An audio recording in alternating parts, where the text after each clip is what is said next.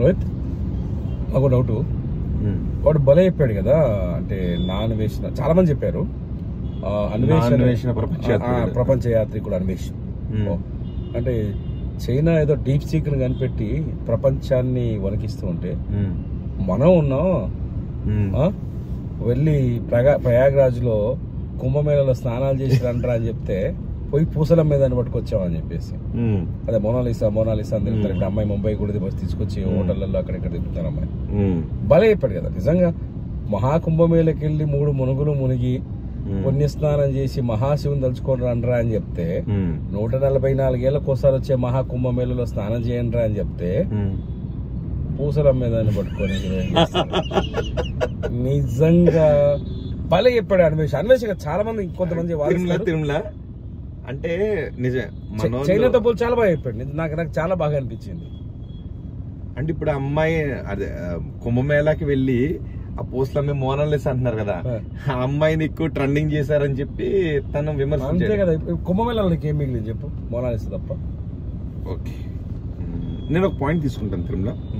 Of course ఇప్పుడు కూడా వాదనలో 2 పాయింట్స్ ఉంటాయి కాబట్టి నువ్వు అన్వేష్ చెప్పిన పాయింట్ తీసుకున్నావు కదా, నేను ఒక వేరే వాదన తీసుకుంటాను. ఆ వాదన బాగుందో లేదో జస్ట్ చెప్పు అంతే, ఓకేనా? జస్ట్ ఆ వాదన బాగుందో లేదో చెప్పు. ఎందుకంటే ఒక్కొక్కసారి మన భావజాలంతో ఏకీభవించే వాళ్ళు కొంతమంది ఉంటారు, వ్యతిరేకించే వాళ్ళు కొంతమంది ఉంటారు.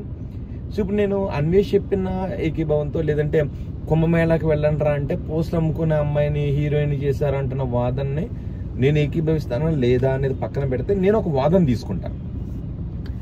తిరుమల ఇప్పుడు మనది వేదభూమి, మనం కర్మ సిద్ధాంతాన్ని నమ్ముతాం, పాపపుణ్యాలను నమ్ముతాం, దైవానుగ్రహాన్ని నమ్ముతాం. అందుకే కుంభమేళ అంటే ఏంటి, అక్కడ ఒక దైవానుగ్రహం కోసం అక్కడికి వెళ్ళాం. అమృతం కోసం చిలుకుతూ ఉన్నప్పుడు అమృతం దొరికిన తర్వాత రాక్షసులకు దొరకకుండా అమృతాన్ని విష్ణుమూర్తి పట్టుకెళ్ళిపోతూ ఉంటే ఆ ప్రయాగలోను సంగమం భూమి మీద ఒక 4 చోట్ల ఆ చుక్కలు పడ్డాయి కాబట్టి నాసిక్ లోను, త్రయంబకేశ్వరం, ఇలా ప్రయాగలోను, ఇలా ఎక్కడెక్కడైతే ఈ చుక్కలు పడ్డాయో అక్కడ మనం పవిత్ర ప్రదేశాలుగా చూస్తుంటుంటాం. అంటే మనం దాన్ని నమ్ముతున్నాం కదా, మన పురాణాలు ఇది ప్రకారం నమ్ముతున్నాం. సో అక్కడ మనం వెళ్ళి పుణ్యస్నానం దేవుడి కోసం వెళ్ళాం, అంటే ఒక కర్మ సిద్ధాంతాన్ని కూడా నమ్ముతున్నాం కదా. తిరుమల ఒకటి మన రామాయణాన్ని, రాముని మనం విపరీతంగా ఆరాధిస్తాం కదా. రాముడి పాదాలు తగిలి ఒక రాయి మనిషిగా మారింది కదా, తెలుసు కదా, మనకి రామాయణంలో ఉంది కదా. రాముడి పాదాలు తగిలి ఒక శాపగ్రస్తురాలైన మహిళ శాప విమోచనం కలిగింది. కాదు, రాయి కనిగా మారింది కదా, శాప విమోచనం కలిగింది కదా. ఓకే, అంటే మనం ఆమెకి శాప విమోచనం కలిగింది, మన పురాణాలు చెప్తున్నవి ఇది. ఇప్పుడు శివుని యొక్క ప్రదేశంలో, ఆ ప్రయాగలో మహాపుణ్యక్షేత్రంలో పూసలమ్ముకుంటున్న ఒక మోనాలిసాకు ఒక ఖ్యాతి వచ్చింది అంటే ఆమెకు అప్పటి వరకు ఉన్న లైఫ్ పోయి వేరే లైఫ్ వచ్చిందంటే కుళ్ళుకోవటం ఎందుకు తిరుమల? ఇది కూడా దేవుడు ఆమెకి కల్పించినటువంటి ఒక లైఫ్ అని ఎందుకు అనుకోవట్లేదు, నాకు అర్థం కావట్లేదు. అంటే ఇప్పుడు సినిమా యాక్టర్లకు మాత్రమే ఒక సెలబ్రిటీ లైఫ్ వస్తే ఓకే, పూసలు అమ్ముకునే ఆమెకి ఒక ఓవర్ నైట్ ఒక సెలబ్రిటీ స్టేటస్ వచ్చిందంటే దేవుడు ఆమెకి ఇచ్చినటువంటి ఒక స్టేటస్ అని ఎందుకు అనుకోవట్లేదు? అప్పుడు దాకా శివుడు నేలపైన ఒక్క నిమిషం, అప్పుడు దాకా శివుడు నేలపైన పూసలు అమ్ముకుంటూ సాధారణ మనిషిలాగా బతికిన ఆమెకి ఆ రోజు నుంచి ఒక కుంభమేళ తర్వాత నుంచి ఒక స్టార్డమ్ వచ్చింది అని అంటే ఎందుకు జీర్ణించుకోలేకపోతున్నారు, నాకు అర్థం కావట్లేదు. ఇప్పుడు అక్కడికి అంటే ప్రపంచంలో ఎవడెవడో ఏదేదో కనిపెడతాడు. డీప్ సీక్ తో చైనా వాడు కనిపెట్టాడు, అమెరికా వాడు ఇంకేదో కనిపెడతాడు, ఇంకోడు ఇంకేదో కనిపెడతాడు. ఇండియాలో మాత్రం ఇట్లాంటి లిటరలీ మనం చాలా మందిని చూసాం. ఎవరో కోల్కతాలో ఒక లేడీ ఉంది, ఆమె తీసుకొచ్చి సింగర్ చేసేసారు. మన దగ్గర ఒక బేబీ అని వస్తే ఒక లేడీ ఉండే, ఆమెను తీసుకొచ్చి ఆమె ట్రైనింగ్ కొంత నడిపించారు. నేను ఒక నిమిషం ఇట్లాంటి అంటే ఇప్పుడు తీసుకొచ్చి మోనాలిసా నడిపించారు. మరి నిజమే అంటే చేయకూడదు. ఇప్పుడు మన భారతదేశం కూడా ఎన్నో కనిపెడుతూ ఉంది, ఎన్నో ఎక్స్పోర్ట్ చేస్తూ ఉంది, కొన్ని ఇంపోర్ట్ చేసుకుంటూ. చైనా కూడా తొక్కలో డీప్ సేక్ కనిపెట్టాడు, అమెరికాని గడగడలాడించాడు. భారతదేశం అంతకంటే ఎక్కువ కనిపెట్టింది. భారతదేశం ప్రపంచానికి విజ్ఞానాన్ని అందించిన దేశం. చైనాలో కూడా ఓవర్ నైట్ హీరోయిన్ చేసిన సెలబ్రిటీ ఘటనలు ఎన్నో ఉంటాయి. దాన్ని ఈ ఘటనతో ముడిపెట్టి చూడటం కాదు, చైనాలో కూడా ఇలాంటి ఓవర్ నైట్ హీరోయిన్ చేసిన ఘటనలు ఏమైనా ఉన్నాయేమో చూసి దాన్ని దీంతో పోల్చాలి.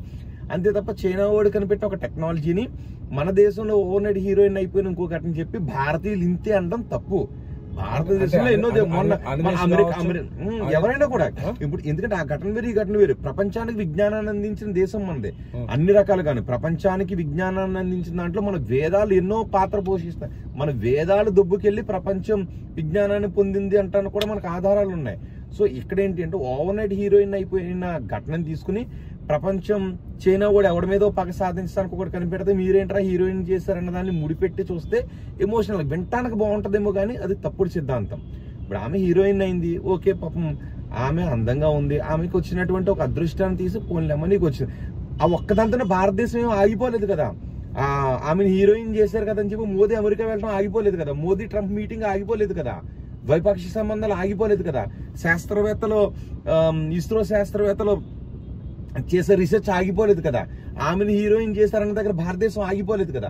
భారతదేశంలో జరుగుతున్న ప్రపంచవ్యాప్తంగా జరుగుతున్న ఎన్నో ఘటనల్లో మోనాలిసా ఓవర్ నైట్ హీరోయిన్ అయిపోయింది అనేది ఒక ఘటన. ఆ ఘటనను చూసి భారతీయులంతా ఇంతే కుంభమేళాకి వెళ్లి స్నానం చేశారంటారా అంటే ఇది ఎవరినో హీరోయిన్ చేశారు. కుంభమేళాకి వెళ్లి స్నానం చేసి వచ్చే క్రమంలో శివుడు ఆమెకు శాప విముక్తి చేసి ఒక హీరోయిన్ స్టార్డమ్ ఆమెకి ఇచ్చాడేమో, అలాంటి లైఫ్ ని ఇచ్చాడేమో అని ఎందుకు అనుకోవట్లేదు కర్మ సిద్ధాంతం. పుణ్యస్థానాలు జరుగుతున్నాయి ప్రయాగరాజ్. 144 ఏళ్ళకు ఒకసారి జరిగింది. మోదీ పోయాడు, రాష్ట్రపతి పోయింది, ప్రపంచంలో ఉన్న వాళ్ళు భారతీయ సిద్ధాంతాలు నమ్మే ప్రతి ఒక్కరు వచ్చారు. నీకు కుంభమేళ అంటే గుర్తుకొచ్చేది మోదీ చేసిన పుణ్యస్నానమా, మోనాలిసా మొహమా? కుంభమేళ అంటేనే దేవుడు, దైవానికి సంబంధించిన అంశం. అక్కడ నీకు గుర్తు రావాల్సింది మోదీనో మోనాలిసానో కాదు, అక్కడ ఏం జరిగినా దైవానుగ్రహం. అక్కడ మోనాలిసాకు అలాంటి లైఫ్ ని తీసుకుని రావటానికి దేవుడు ఇచ్చినటువంటి అనుగ్రహం ఆమెకి. అక్కడ నువ్వు ఒక్కడవో వెళ్ళి నేను ఒక్కడో వెళ్ళి చేసింది కాదు కదా, అంతమంది ఆమెకు ఒక స్టార్డమ్ అని కల్పించడానికి ఎంతో మంది ఆమెను చూడటం వల్ల, ఎంతో మంది ఆమెకు సోషల్ మీడియాలో పోస్టులు చేయడం వల్ల, అది నువ్వు నేను చేస్తాను స్వామి.